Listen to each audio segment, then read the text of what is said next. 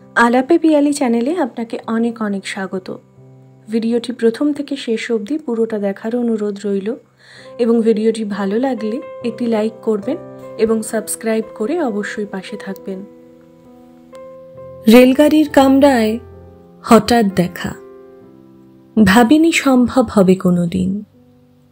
আগে ওকে বারবার দেখেছি লাল রঙের শাড়িতে, ডালিম ফুলের মতো রাঙা। আজ পড়েছে কালো রেশমের কাপড়, আঁচল তুলেছে মাথায় দোলন চাঁপার মতন চিকন গোর মুখখানি ঘিরে।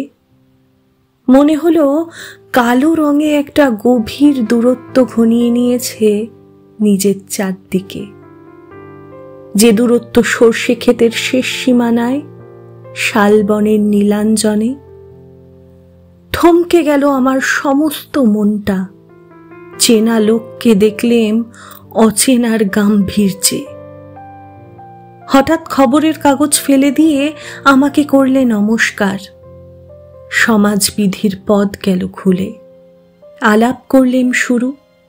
কেমন আছো, কেমন চলছে সংসার ইত্যাদি। সে রইলে জানলার বাইরের দিকে চেয়ে, যেন কাছের দিনের ছোঁয়াচ পার হওয়া চাহনিতে। দিলে অত্যন্ত ছোট দু একটা জবাব, কোনোটা বা দিলেই না। বুঝিয়ে দিলে হাতের অস্থিরতায় কেন এসব কথা। এর চেয়ে অনেক ভালো চুপ করে থাকা। আমি ছিলাম অন্য বেঞ্চিতে ওর সাথীদের সঙ্গে। এক সময় আঙুল নেড়ে জানালে কাছে আসতে, মনে হলো কম সাহস নয়।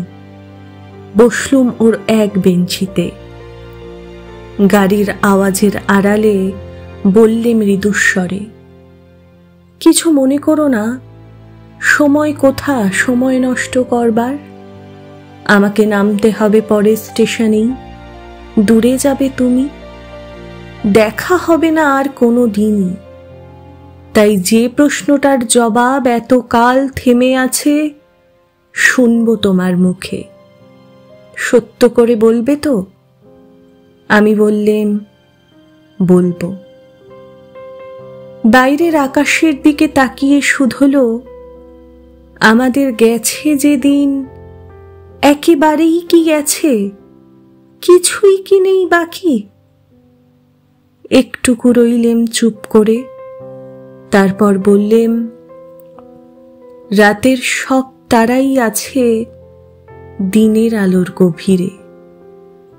খটকা লাগলো, কি জানি বানিয়ে বললেম নাকি। ও বললে, থাক এখন যাও ওদিকে। সবাই নেমে গেল পরের স্টেশনে, আমি চললেম একা।